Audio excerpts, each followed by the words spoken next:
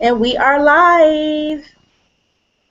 Welcome, everybody. Thank you for joining us for another Wednesday night career conversation with Black Career Women's Network.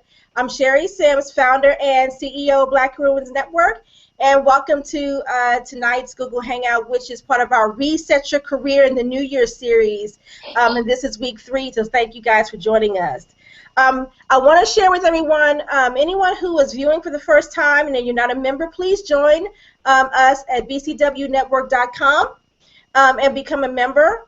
And also tweet out to your friends and to your network about the tonight's Google Hangout, which we're featuring Amanda Miller Littlejohn. And also you can share your questions on Twitter and on Facebook as well. I want to go right into introducing my guest, which is Amanda Miller Littlejohn. She is the owner of AML Consulting and Coaching. She's a personal branding strategist, and she is in Washington, D.C.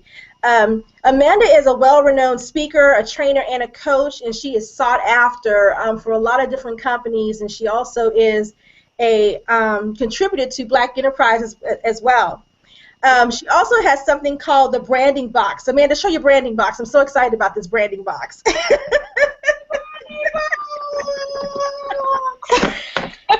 We're going to be talking about this branding box a little bit later because there's some really good stuff in it I want Amanda to be able to share with you all, because I think it's something that would be very good, not only for people who are entrepreneurs or transitioning into that, but if you have a career and you're looking to progress in that career, the branding box it has a lot of good tools in that you'll be able to utilize to take your career to the next level.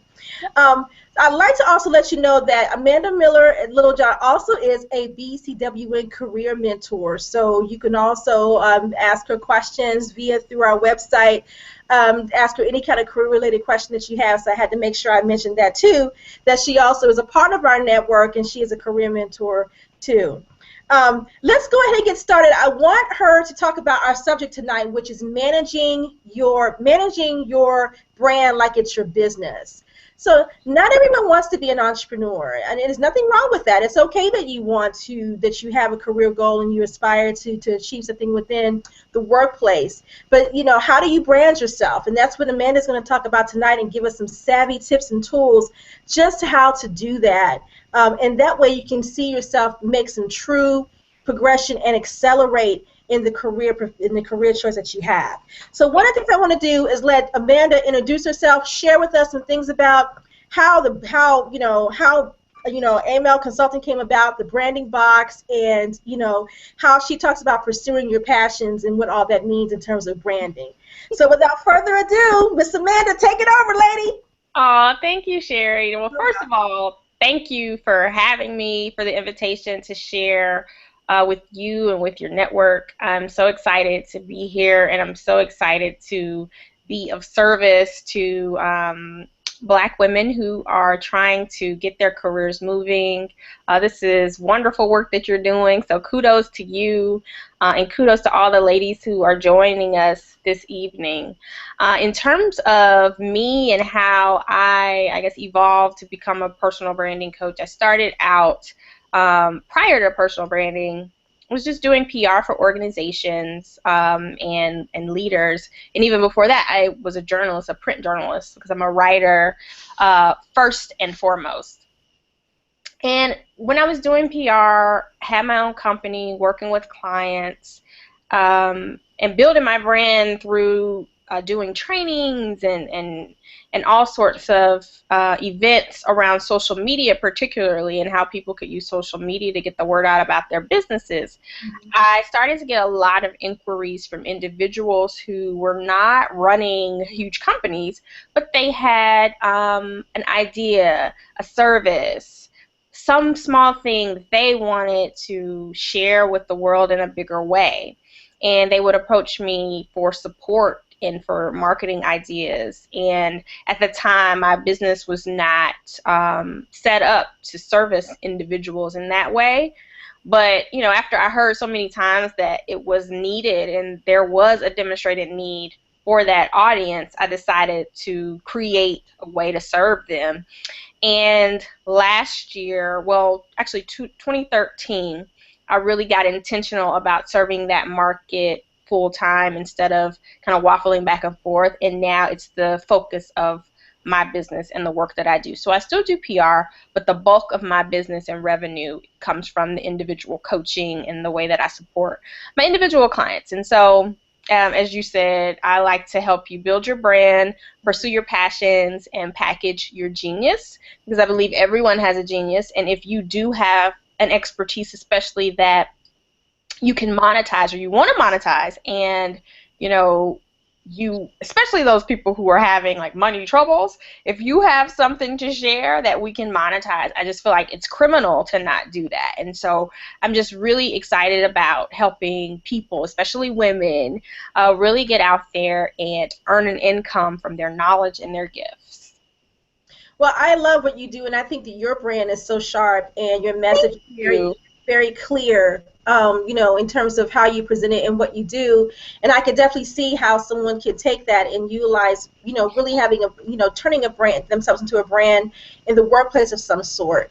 So I think that I love your story, and I know I've seen some videos on your webpage, and you can follow Amanda if you haven't done it already at Amanda Mogul on Twitter as well, and then you can also visit her website for more information about the branding box. And we're going to talk about the branding box later, so we're going to get to that. But one of the things I want to talk about first, because we're going to go up with some questions that I think are really important and are thought-provoking in terms of thinking about your brand. And as far as the Q&A is concerned, for those of you who are probably just watching directly from our website, feel free to tweet your questions or Facebook your questions to us. For those of you who are currently in the Google Hangout itself, and you're viewing and you have access to the Q&A box, please type your questions in the Q&A box, and we'll make sure that Amanda will get your questions answered tonight.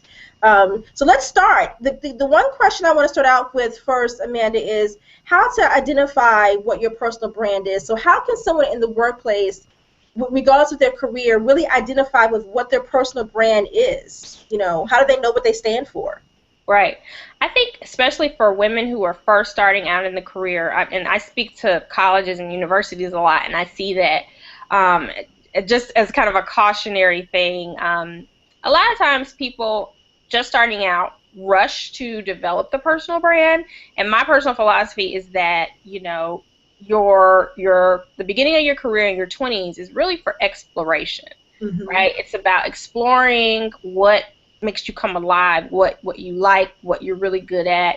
And so I encourage people to try out all sorts of different things, right? If you're working in one department, can you volunteer to participate and work in another department? Can you volunteer for a special project? You really have to test and stretch yourself so you can find out where your strong points and your weak points are, because the basis of a personal brand, in my opinion, are innate, inherent strengths. And so I'm a big fan of all of those assessments, particularly Strengths Finders 2.0. That's mine right there. That's your 5 strengths. Yes, I love Strengths Finder. I love it too. I'll share my 5 if you share your 5. I definitely will share. We'll share. And so, knowing what your innate strengths are, and a strength is not just something that you can do, it's something that you pretty much develop in early childhood. So like, I'll just share a couple of mine. One of my strengths is strategic. Another is context. Like, I have the ability to look to the past to see kind of how things happened, to predict how things will go in the future, or at least to make good decisions about the future. And it's interesting how many people don't really think that way. But anyway, focusing on your strengths. So I think if you're early in your career and you haven't done an assessment like Strengths Finders, definitely do it. I know a lot of workplaces offer different assessments as a part of professional development and a part of team building. And so if you have an opportunity to take one of those assessments for free, you should definitely do it, because it'll teach you and help you learn about yourself and where you can really start to employ your talents in ways that you'll pretty much ensure yourself to be successful, if that makes sense. No, I agree with you. This Strengths Finder is really one of the best ways to go in terms of assessments and really innate skills, and focusing immediately on what's great about you, what's special about you, and being able to tailor, kind of really tailor fit your journey towards that. I mean, I think there's no better assessment out there than that to really I define. love that one. Another good one is Stand Out by Marcus Buckingham. Yes, because he Really also. good too, and he actually does a lot of work with Gallup and StrengthsFinder, so it's no surprise that his and I love all of his books. Go Now Discover Your Strengths, Go Put Your Strengths to Work. They're all really good. So I think first, really, reflecting. I mean, a lot of people want a shortcut to, who am I? What's my brand? You really got to dig deep into the past. Like, what traditionally have you been lauded for, been thanked for, been congratulated for? And so when I work with my clients, I always try to take them through a two-step process of discovering what their passions are, because, it's one thing to say, follow your passion. If you don't know what it is, how can you follow it? And so first, we look at the external things that kind of lead us to our strengths, right? And so that would be, what are people always thanking you for, right? And so even within our families and our friend circles, people are thanking us for things. There are common themes there if you pay attention to kind of uncover what those are. And then what are people always asking for your help with, right? There's probably also common themes across family, friends, and in the workplace. If you're super organized, people are probably coming to you to help, straighten things out. If you're a connector, people are probably coming to you and asking you if you know a certain person in a certain industry or at a certain company, or, do you know somebody that I could, date? Like, people will ask you in different areas of your life questions that are really the same questions, and that is an indicator of your strengths. And then the internal way that you figure out what your strengths are, you want to think about those peak moments in your career. Even at home, like when do you feel most alive? When do you feel energized by the work that you're doing, the projects that you're tackling, and the people that you are working with? Sometimes we go to work and it's just, we dread everything. It's like we don't want to be there, we don't want to do something, but then we might get put on a specific project, or we're working with a certain coworker or colleague, and we look forward to it. We're excited about it because they give us energy. Working with them, collaborating with them gives us energy, or working through a specific type of a problem or challenge invigorates us. And that's a real key to lead you to your strengths and eventually your personal brand. So, and in other words, be in tune with those emotions, those feelings that come about when you are working a specific task or responsibilities at work.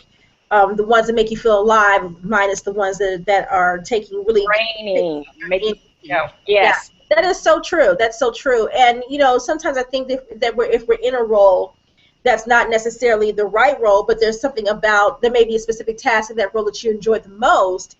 Do not allow that work, that environment, or your manager to really downplay what makes you feel, most alive in that role. Just recognize that, and then, and then what are you going to do about making sure that you're in a place where you can continue to do that task along with other things that you enjoy? So exactly, because eventually, once you figure out the things that you love, you want to start to duplicate that feeling, right? You want to start to duplicate those activities and, those environments and those situations where you're able to really employ your gifts fully. Because when you come alive and you're energized by your work, you do better work. And when you do better work, people take notice. And when people take notice, you're building your brand. And so, but it all starts with the knowledge, that self-awareness of what you love and what lights you up. You can't skip that step. So what about, because I know that when we had Marsha Haygood on the teleconference call yesterday, and I asked her that question about, what makes you stand out from the rest in the workplace, or how can you stand out? But let's talk about, how can you stand out from your colleagues from a branding perspective? What is, how can you do that? So I think in the workplace, standing out from your colleagues, it goes back to that. Once you know what you're great at, once you know the problems that you are most well equipped to solve, you want to start raising your hand to solve those challenges.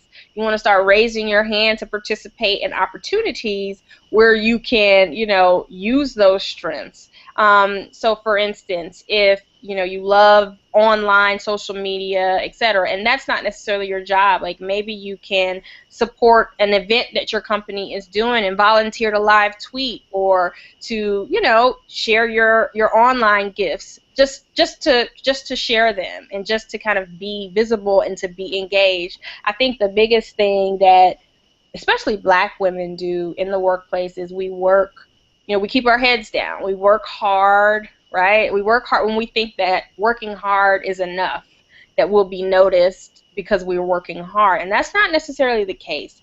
It's a matter of being visible. Like sometimes the best work isn't the work that is appreciated or commended. It's, you hear that adage, the squeaky wheel gets the, what is it? Oh, the squeaky wheel. I forgot what that is. I forgot what that saying is. You know what I'm saying. So you want to make sure you're getting visible, you're getting out there. You're not staying at your desk all the time. You are accepting invitations from colleagues, even if you don't necessarily want to chit chat and go to lunch and be social. It's important. That is brand building. Because at the end of the day, you want as many people as possible to know you, to like you, and to be able to advocate on your behalf. So when they're in meetings or they're out, after work, and someone brings up a work project or an opportunity, you want as many people as possible thinking, oh my God, we need Amanda or we need Sherry because she's got those awesome social media skills, or she always really just brings the team together. You want as many people as possible cheering for you, rooting for you, and carrying your banner, your flag throughout your company in the workplace. Good. Marsha Haygood is watching. Hi, Marsha. Hi, Marsha. And Marsha just sent the Q&A, and remember you were talking about, like, putting your head down at the desk and that type of thing. She was like, "Are you talking about me?" She just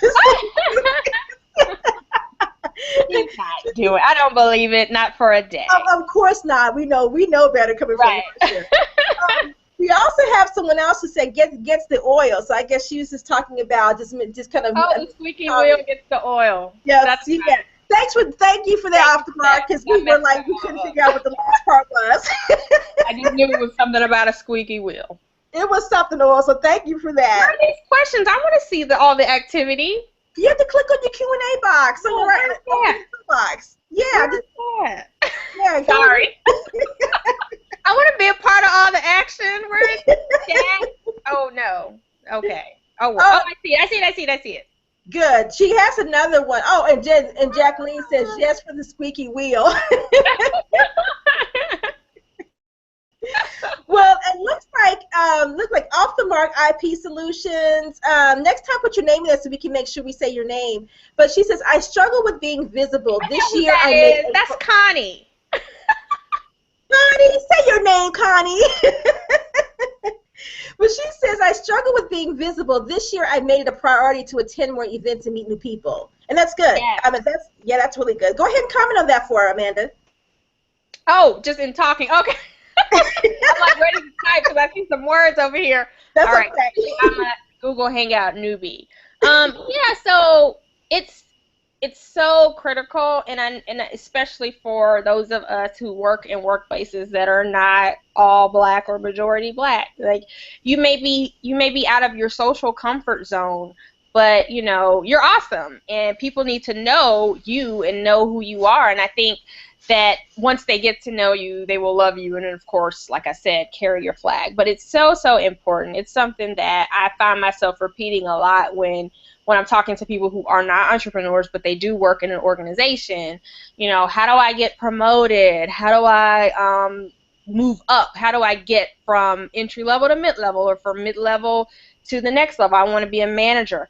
You're never going to advance if people don't know you. Not just, that you can do a task, or you can check boxes off a task list, a to-do list, and you get things done.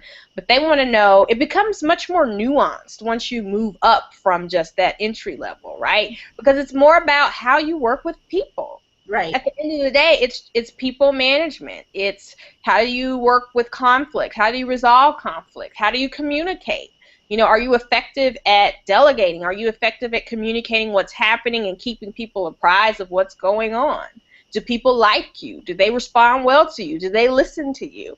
And so I think you foster all of those things when you forge bonds, you know, during work and outside of work, instead of staying in your office or staying, you know, in your cube with your head down. It's about, you know, building relationships. That's, I mean, that's like the catchphrase of the century, right? Building relationships, but it's so, so true. Like, people need to know you and they need to like you. And I mean, that sounds a little like, oh, is it about popularity? Not really. It's just showing more of who you are and not just the tasks that you can perform. Now, what about, and I know I want to keep us moving with your questions, but I do have one question because I did have a specific member, you know, of the network who reached out to me, and we were talking about them being the only in the workplace. Yeah. Being not only just the only in the workplace, but being the first only in the workplace. Mm-hmm. And, you know, it's been very challenging to establish relationships or, you know, really being, them being open to really getting to know this person. Mm-hmm. So when that frustration is there where you feel like, you know, and sometimes it's just a feeling, but, you know, they've tried several times to strike up conversations, small talk, get to ask questions, get to know some things about them, or sharing some things about themselves, and they're absolutely just not interested. Yeah. And then, you know, how can you overcome something like that and really, when you love what you do, but yes, the relationships are not there because you clearly feel like, you know, the new person on the block that they don't want to let in. Yeah. You can't fit with us. Yeah, you don't fit in, you know, you're not in the clique, you know, whatever. But then how do you still look at, hey, I still want to be able to build this brand of who I am in this workplace because this is part of my career goals. You know, that's a challenge for someone. And what can you recommend for that? That is a challenge. I mean, my very first response is that may not be the organization or the company for you. That's just honest. Right. And that's actually surprising that, you know, usually I think when you're going through that hiring process, the people on the other side of the table would really assess and evaluate that to determine whether or not you're a good fit. And so the fact that she kind of made it through to the other side is very, very interesting, but it may not be a good fit. That said, you know, I always encourage people to stay open and we have a tendency, I think, when we start having this conversation in our heads about I'm not accepted, I don't fit in, they don't like me, it's them against me, and you close down, you shut down, and you get defensive, and you get closed, and I think that situation, that only makes it worse. Yes. As long as you're there, you've got to stay open, and you just have to stay open to forging those connections, and you have to keep trying. I think another strategy could be to create something within the company. Like maybe if you could see a need, you could carve out your own leadership opportunity. You know, maybe there is, you know, an after work club you want to create, or maybe a during work, or maybe you want to start a new initiative. Like I'll go back to the social media thing again. Like, if there's a way for you to bring out your talents in service to the organization, you know, raise your hand to do it, and maybe volunteering on those projects again would kind of get you working with people. But don't just keep the head down and stay at your desk, because that only reinforces the fact that you're an outsider and that you're not a part of the team and that you don't fit in. And it kind of becomes a self-fulfilling prophecy. So you have to stay open as best you can. Okay. Well, I hope she's listening tonight. So I just wanted to make sure that she can. You know, it's always good to have another point of view besides someone else's, and Right. you know. So thanks for sharing that. So I hope she's listening. Now, Jacqueline had a question. She says, "Is this a problem with your brand if someone you don't get along?" Jacqueline, how did you write this, girl? It says, "Is the problem with your brand if you don't get along with someone you work with?" It depends. Yeah. It is. Is it your boss? You know? Is it your boss? Is it your boss's boss? Is this just kind of another person who's at the same place that you are? It just depends. I I mean, if there is obvious tension and open conflict, yes, that is a problem with your brand, because especially if you want to ascend, if you want to climb that ladder, you've got to show maturity. You got to show a willingness to resolve conflict and to move past, personal differences in order to get the job done. And so I think, yes, it's a problem if it's evident that you don't get along with someone. Mm-hmm. You can not care for someone and not get along with them, and no one would ever know. And I think that that's kind of the best way to carry it in the workplace. Now, I will say this, because I had a conversation. I'm a big fan of Stephen Covey, The 7 Habits. Mm-hmm. And my favorite habit is seek first to understand, then be understood. And Yeah. so one of my clients came to me with, his boss was they would just go head to head all the time. And it was obvious that there was something going on there. Like, she had an issue with him, but instead of being direct, she was passive aggressive, assigning, crazy work or tasks that were not really his responsibility. But what is he going to do? That's his boss. And so I told him that he should schedule some time with her, because his tendency was to avoid her. He didn't ever want to be around her because he just didn't care for her. He did not want to be around her. And so I asked him to, try something new, try something different. Why don't you ask her, schedule a 15-minute meeting with her, or ask her if she'd like to go to lunch. And he did, and I said, what you want to do is you need to get to the bottom of her issue with you. You need to understand what is at the root of this, this disconnect, so that then you can, work through it, address it. She might have a misconception about you that's wrong, and that you can clarify. But if you come to it, Jacqueline said it's a peer. She said it's a peer. Okay. Well, Yeah. I think my advice still applies. Yeah. And so, not that he said, why don't you like me? But he did take her to lunch just to kind of get to know her and to kind of find out, what was going on. And come to find out, she had seen some information that she saw his salary and didn't realize that he was making, because it was government, so she didn't authorize his salary. It was authorized by someone else. And she felt like it was unfair that he was making what he was making, because a woman who was hired at the same rate was making significantly less.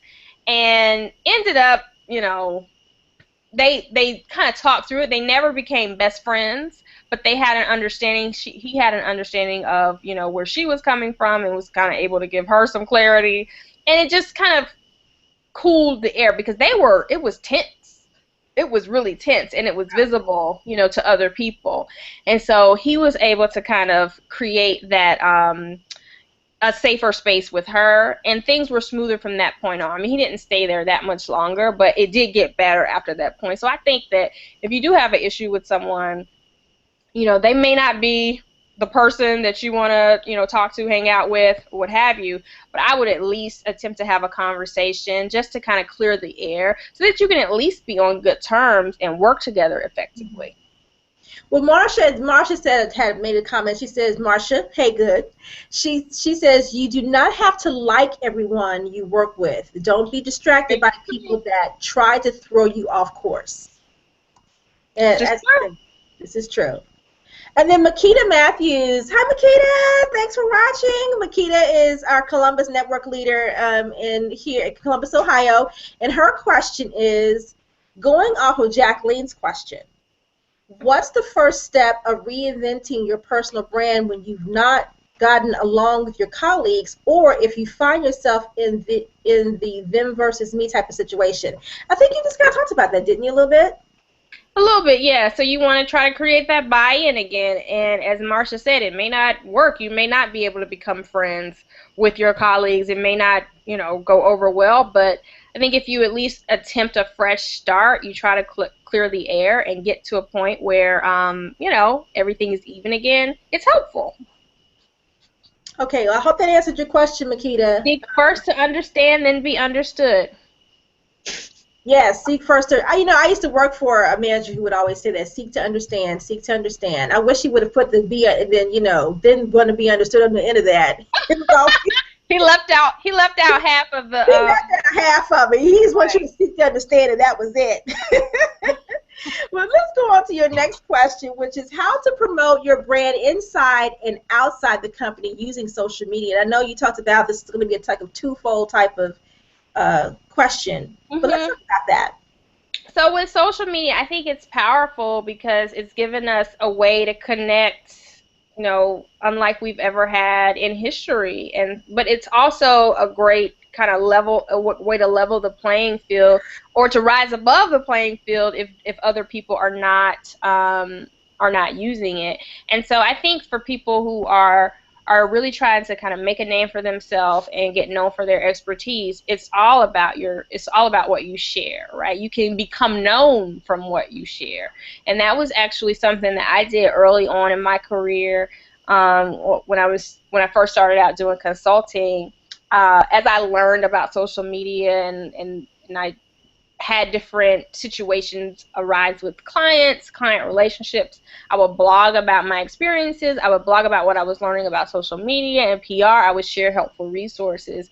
And so just in doing that and sharing the things that I learned, knew, was realizing, I began to build this brand of a knowledgeable, resourceful expert.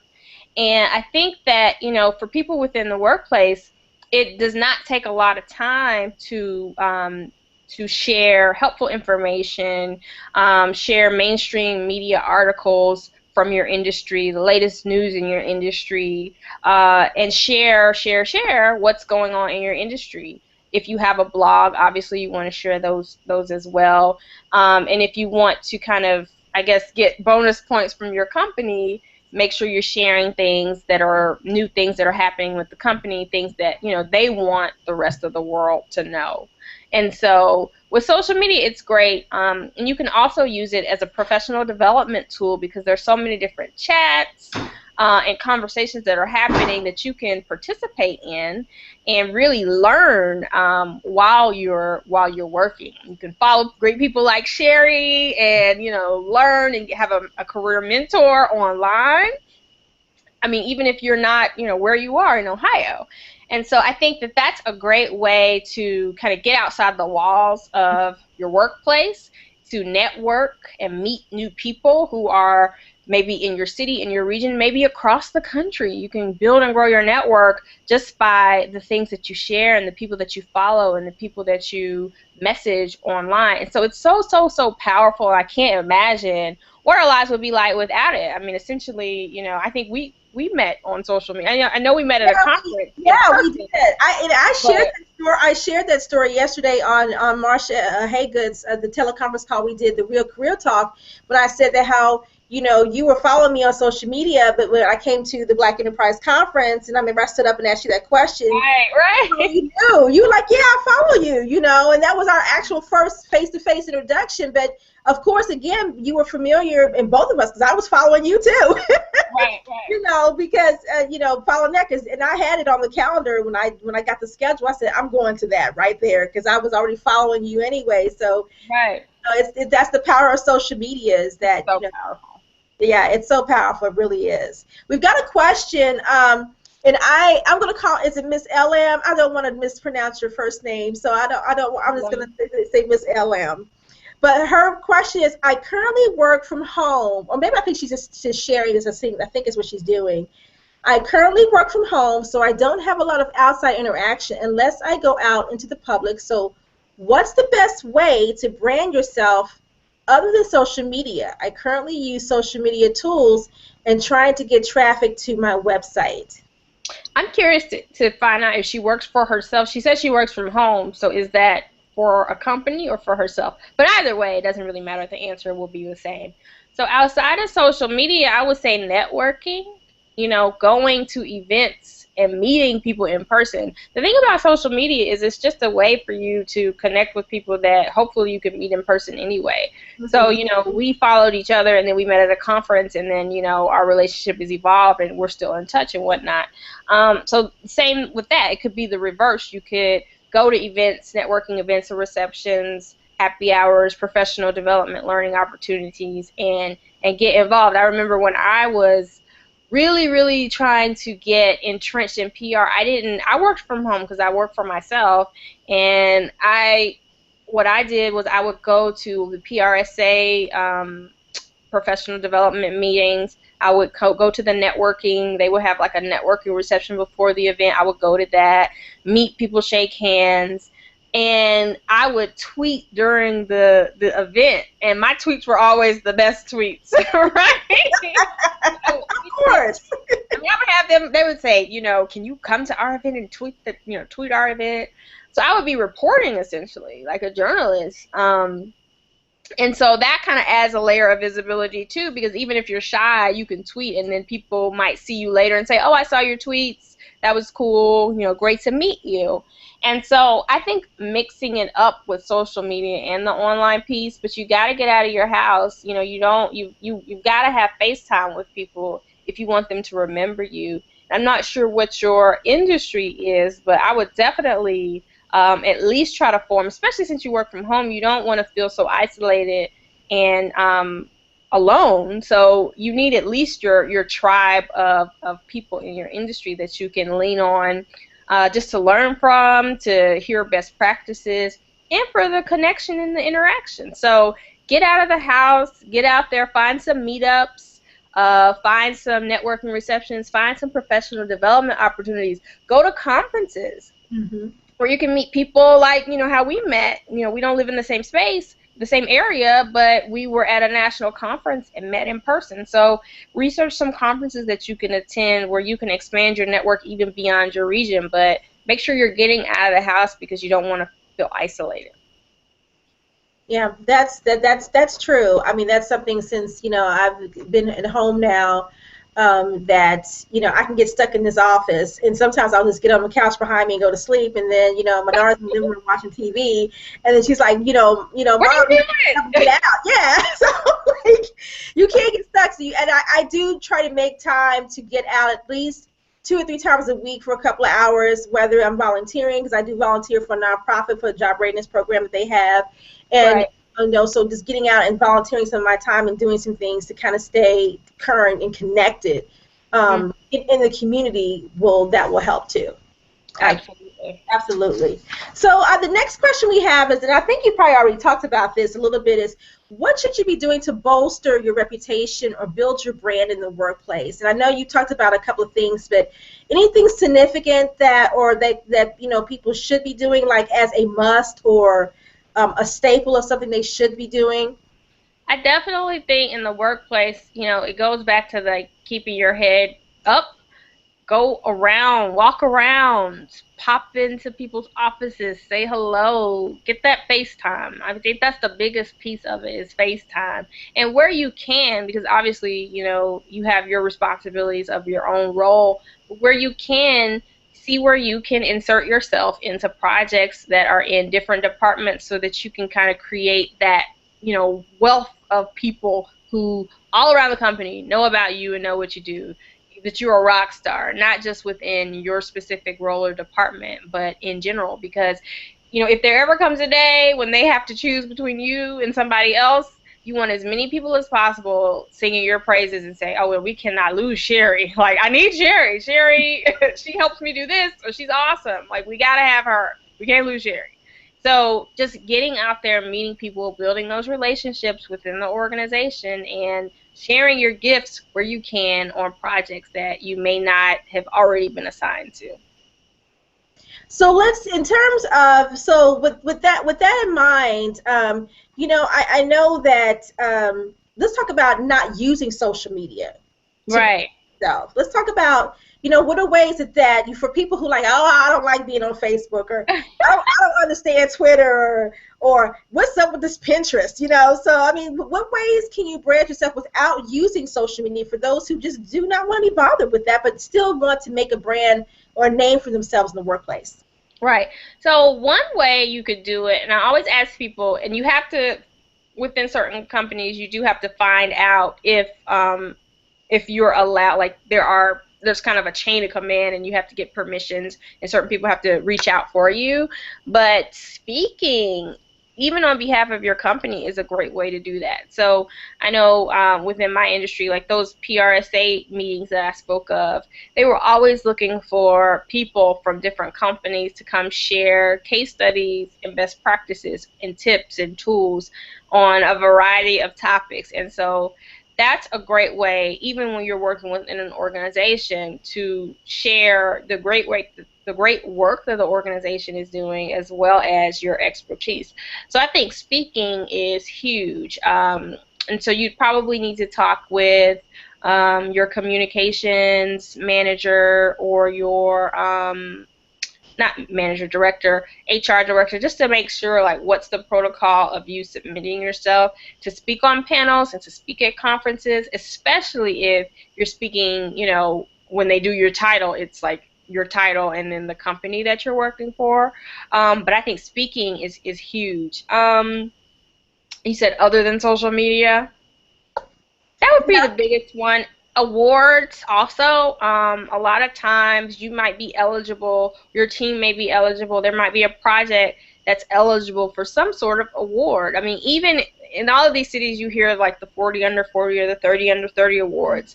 Is that something that you could apply for, and your organization would support you in?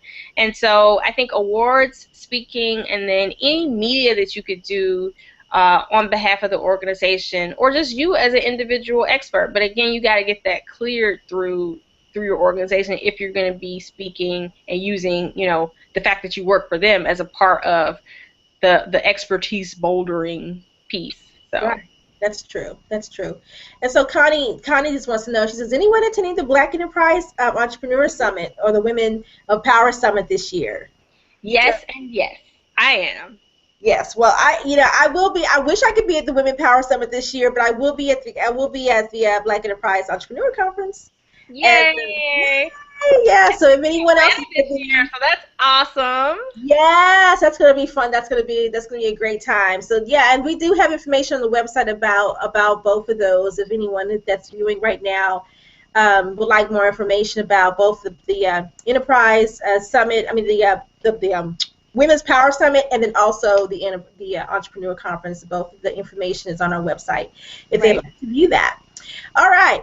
Also, too, I think one of the questions I have is for someone who is looking to transition out of their current job, and maybe not even transition. Maybe they want to do both. Maybe they're working full time, but they're also kind of starting this business also. Which is something they may eventually want to transition out of, or they may want to have it as a side hustle and make money.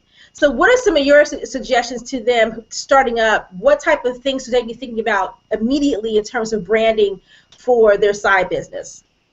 So a big thing I think that people struggle with when they have a full-time job and they also want to start a business or some sort of side revenue stream, they always say, I don't have time, I'm so busy, I have my full-time job, how can I devote any extra time to this endeavor? And so I always tell people to make a date with yourself. The same way you say, well, I'm going to church on this day, or I have bowling night, or I'm having happy hour with my girlfriends, or date night with my boyfriend, or whatever. You've got all these commitments that you keep because they're important to you. Mm-hmm. You should make a date with yourself. And even if that is only a 2-hour window every week, a Saturday morning or a Thursday evening, or whatever, the time frame is that works for you. You don't need a ton of time, but you need to commit to, on a regular basis, to doing the things that will help you get yourself out there. Because when you're working a full-time job, obviously you don't want to be at your desk. I know some people do that, but I personally think, if you're at work and that's what you're being paid for, that's what you should be doing. I know when people play with fire. Well, I know when I pay people, I want them working on my stuff. I don't want them working on other stuff. So, but there are ways, and it doesn't take a ton of time if you're focused and you have your list of tasks that you want to complete. And another thing I always tell people to do is to chunk their tasks. So, for instance, I mentioned speaking, getting speaking engagements or getting media engagement. So maybe your 2-hour window this week is all about speaking opportunities. So you're focused, right? You have your speaker's pitch, you have maybe the 10 places that you want to reach out to, and you just zoom through those. You laser through them, you send them out to all the people that you want to speak to, and that's your task for that 2 hours. And maybe next week it's, sending out your media pitch to get some media interviews. So you send that out to the 5 or 6 people on your list with the topic that you've chosen for that month. And so there are ways to get it done and to manage it, but you do have to be committed and disciplined.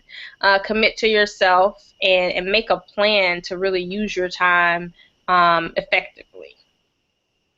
I like that. I like that. I know that when I first was doing that, when I was working full time and then building the network, it was the same time I was like, I had to try to block out these blocks Right. of time. When I got home from work, I said, okay, from 6 to 9 or from 6 to 10, I'm going to work on this. Exactly. And I did that. And then after a while, as the network started growing and I'm getting calls and people were going to talk to me, and some of the things were starting to kind of, the speaking engagements and things like that were falling into my work time. And I thought, okay, now I got to take personal time so I can go and do this and then that. And then eventually I said, okay, I really need to focus on how am I need to just work on this thing here and not try to have my hands in everything, because I have to be mindful of I still have a job to do here, and really reduce that time frame. So so sometimes I think, for me, from my own experience, I had to learn that ambition is good, but you have to be realistic about your time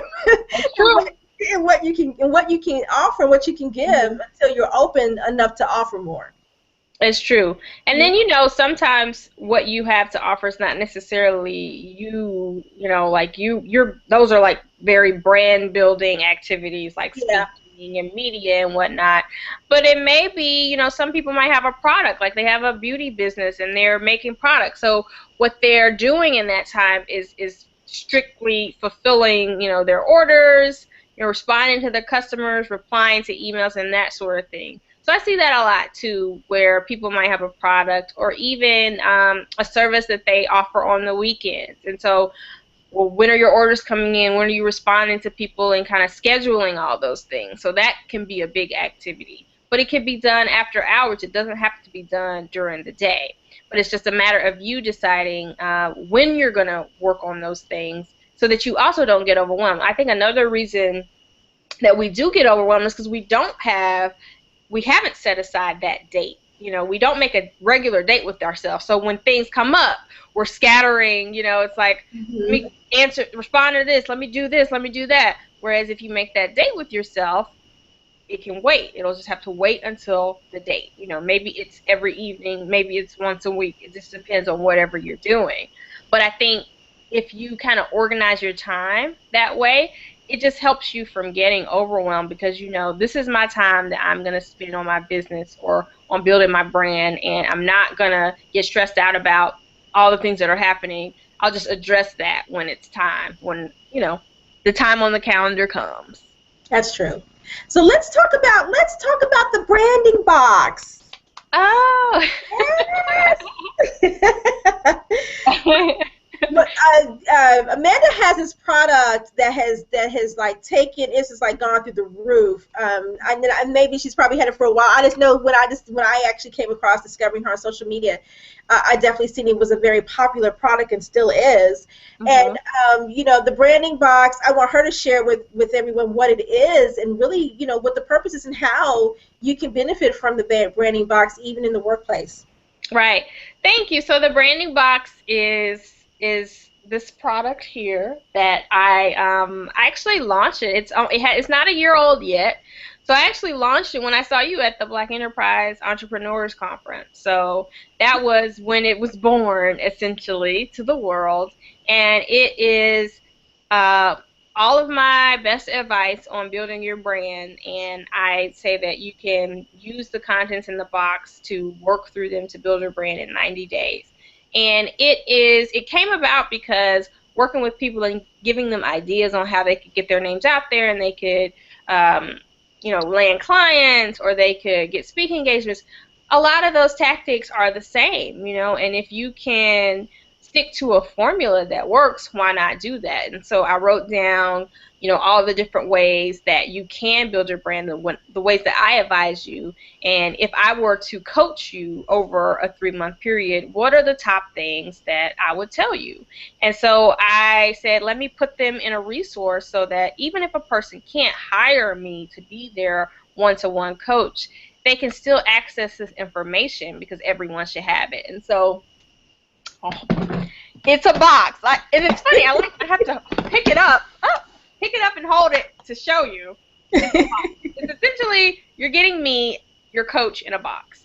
And I have to say that it's a box because I was talking to somebody and they did not realize that it was actually a physical box. They thought it was like a download. I'm like, no, it's a box. The whole point is it comes to you. I come to you. You sit me on your desk and I'm there looking at you like, are you building your brand? So it's got this binder inside that has a number of lessons. It's great. Can you see all this? So this is the main crux of the lessons, the toolkit. It has a little book of brand lessons that you can put in your purse. So it's 30 lessons on social media, PR, brand building, and some inspirational points. There's an audio CD on how you can build your brand around your expertise. I know some people love to listen in the car. I know I love to make my commute meaningful. And then last but not least, the quarterly brand planner for you to execute and create your plan by the quarter. So your Q1 goals, how do you achieve those? Your Q2, Q3, Q4. And I love it. It's something that I was very passionate about developing because, I feel like now that we're in this digital online age, everything is downloadable. There's nothing, you don't get anything you can touch and you can feel and you can see. And so I wanted to kind of go in the opposite direction. I'll put her back up here. I wanted to go in the opposite direction by creating a product that was very tactile and physical and in your face so that, you get it, you order it, it comes to you, and it's exciting to work through. I invested a lot of money in having it designed very well by professional designers so that it's beautiful and it's something that you want to work on because, you look at it and you're like, okay, I want to get into that. So that's the branding box. It's my personal brand building home study system for you, and it's on my website at amandamillerlittlejohn.com/box. I have to say that box is brilliant. I mean, it's absolutely a brilliant idea. I mean, it really is. I mean, to have that, it is just so, like you said, it's just something, because you don't get that anymore. Everything is online. Read it here, download it here, and then on your hands that you can refer back to, like a book. Because we all know about laptops and computers. That stuff crashes. You lose your memory. I know for me, like if I download something, even if I mean to look at it, if it's not in my face, I forget about it. Out of sight, out of mind. So if I don't have it pulled up on my computer and I'm not thinking about it, I just don't. You don't think about it. Whereas this is something, it's sitting on your desk, sitting on your shelf. It's in your space, so you can't help but get it. Well, and I'm an old school person in terms of things like that. If I had a disc, I want to be able to print it all off and put it in a book and read it later. That's just me. Right. I want to be able to have that tangible to refer back to. So I just think that it's a brilliant idea, and I know that it sells like hotcakes because I've seen all the posts. People like, I got the box. Yeah, people love the box. You know what? I just thought of something. I didn't even ask you beforehand because, I brought the box because you said, oh, we should talk about it. But if anybody who's listening tonight that's watching the Google Hangout, I would love to offer them a special offer if they purchase the box. So if they do, I would gift them a complimentary 45-minute session with me, one-on-one, by phone. There you go, you guys. There it is. Yeah, he is the best in the biz, so you definitely need to take advantage of that. And there's an installment plan, so you don't have to pay for it all up front. It's I've tried to make it, affordable for people so that they can make it work for them. And Well, all that information is on the Well, site. I think it's awesome, and viewers, I mean, for those of you who are watching and you really want to learn how to define your brand, whether your work or whether it's for your business, this branding box is the way to go. And then, of course, if she's going to give you 45 minutes to talk to her, you better take advantage of it now. Right? But I don't offer one-off set. I don't even offer those anymore. I used to do the 90-minute sessions, but I don't offer them anymore. So there's really no way to talk to me one time except if you're here on the Black Career Women's Network. So you better take advantage of that. So you definitely will. It definitely be worth your time. It definitely would be. Any of the viewers who are watching, any last questions for Amanda before we wrap it up with some other news? And Amanda, what's your takeaways for tonight's hangout in terms of, what you share? Any last tidbits you want to share with our viewers? I would say, okay, I do have a tidbit. We're talking about the workplace, jobs. Some of us have businesses, some of us don't. I think that the place that we are in our economy and where things are moving, it would behoove you, even if you don't have what you consider to be a side hustle, if you don't have, a business or some sort of expertise that you're trying to get out in the world, I think you should be thinking about that, because increasingly, companies are shifting the way that they hire and bring on talent. It's not, I don't think in 20 years, I think there's going to be a lot more independent people, and it will be all about how you can, it'll all be about that squeaky wheel. Who can make the most noise, right? How many people know about me and know about what I have to offer? And that'll be how you're able to make a living.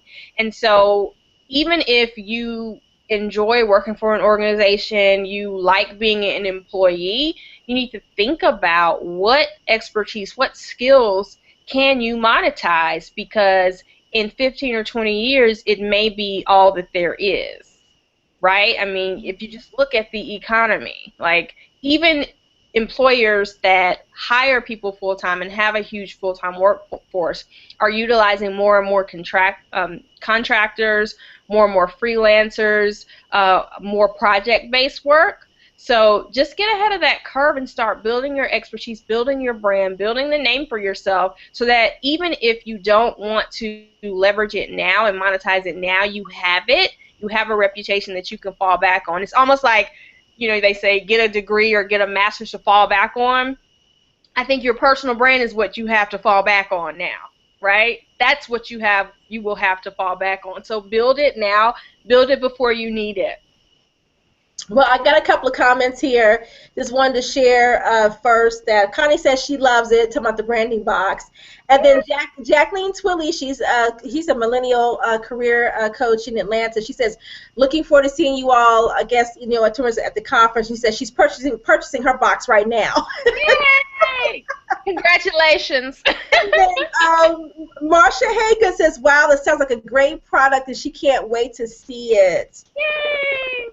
And then Connie comes back and she says that this was a great this was great, and she definitely will attend future BCWN hangouts. Thank you, Connie. Thanks for coming.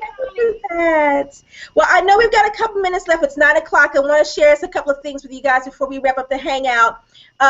Next week is going to be our final week for the Reset Your Career in the New Year series. And next week on our Real Career Talk teleconference call on Tuesday at 12 noon Eastern Standard Time, we're going to have Tawana Bagroff that's going to be on the call, and she is with Evoke Life Coaching, and they are in D.C. as well. The DC DMV area. So I know, Evoke, if you're watching, hello. Okay, looking forward to the call on next Tuesday. And then we're going to wrap up our series with a Google Hangout next Wednesday at 8 o'clock called Realities in the Workplace Every Black Woman Should Know. So that is going to be an awesome hangout. I'm trying to round up all of the ladies from the Google Hangouts that we had all this month to be on here on the Hangout, so we can really dialogue and share about what we feel like these realities are. What are the realities of being a Black woman in the workplace? And talking about shifting, microaggressions, branding, working through managing your emotions, a lot of those things that are questions that we have or things that we experience. So that's going to be our final Google Hangout to wrap up the series for the month. So, Radia's on here. Hello, Radia. Radia Rose is also a life designer with Evoke Life Coaching in the DMV area, so she's viewing tonight. So, hello, Radia. And she's a former brand brainstormer. All right. Yes. And I believe Radia is also going to be tag teaming with Tawana on next Tuesday's call, too, I believe. So, I'm correct. She's going to be tag teaming. Definitely don't want to miss that. Two No. powerful ladies. Yeah, those are powerful ladies. You do not want to miss talking to them. We did a Google Hangout with them last month, and we talked about, really just, I forgot what we talked about. It was great this time. Excuse me, guys. It's almost 9 o'clock here. But, yes, I just want to share that with you guys. And so feel free to tweet. Again, Amanda's Twitter is Amanda Mogul. You can also tweet us at BCW Network as well, and then my personal handle is BCW Network CEO. So you can also tweet out your experiences with tonight's Google Hangout. Last thing I want to share too is that our Marcia Haygood is probably going to be one of our special guests again on the Hangout, along with the two co-authors of Little Black Book of Success, The Laws of Leadership for Black Women. And I just have to plug that because I'm so excited about making that Google Hangout happen.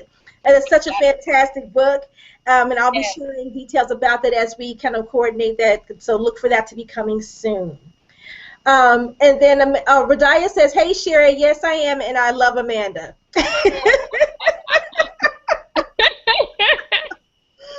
So I want to go ahead and let people know, again, if you're not a member of BCWN, please do go ahead and register as a member so you can take advantage of quite a few of the things that we have just coming up that I haven't shared yet, but I will, but also that these Hangouts that we do every Wednesday night. And any last words before we wrap up, Amanda? I just want to say everybody join the network. It's just so important to have a community of women that you can lean on, ask questions. Sherry's put together this amazing network of coaches who are giving advice on the website, and all of these great Google Hangouts and opportunities to learn, and then the Facebook group where you can connect with other members and really foster that community. The woman who said earlier she works from home and she feels alone and kind of isolated, that group, that's a perfect place to build connection and build relationships and, get support, ask questions, lean on each other. And so I just commend you and thank you, Sherry, for fostering the sisterhood, creating a place, for me to share and connect with women, and creating a place for all of us to kind of get to know each other and learn from each other and really be there for each other, because I think it is a unique experience being a Black woman in the workplace, being a Black woman in business. And so the more networks that we have like this that can help us connect, the better. So everybody join. Sherry's got some membership packages. Support her so she can continue doing this great work. And thank you for joining us. Oh, and I don't think we said my website. It's just my name, Amanda Miller Littlejohn.com. So that's where I am online, and I'm also on Facebook at facebook.com/Amanda Miller Littlejohn. Yeah, so make sure you follow her, because she actually is going to be taking some of her branding classes on the road, because I know she's going to Atlanta real soon. I'm going to Atlanta next month. I will be in New York in March, and I just got an invitation earlier today to come to Illinois.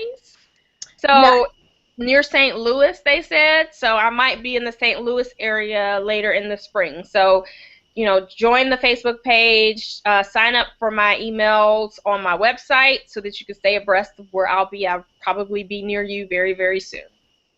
And Connie just said too also, and Marcia, Connie just bought the book, the Little Black Book of Success, The Laws of Leadership for Black Women. She said, I just bought the book, can't wait for the hangout. It's coming, Connie, it's coming. And Connie, if you're not registered, please register at bcwnetwork.com so that way you'll be notified of when the hangout is going to take place. But we're working on it, and it's coming soon. So I want to go ahead and end the conversation, you guys, with my saying, which is know your worth, discover your strength, and work in your purpose.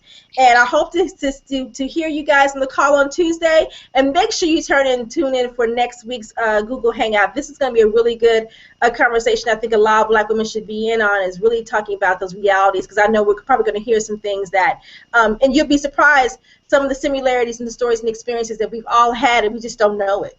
So there'd be an opportunity to think about that. And then Connie says, when are you gonna be in Atlanta? February 28th. March 28th?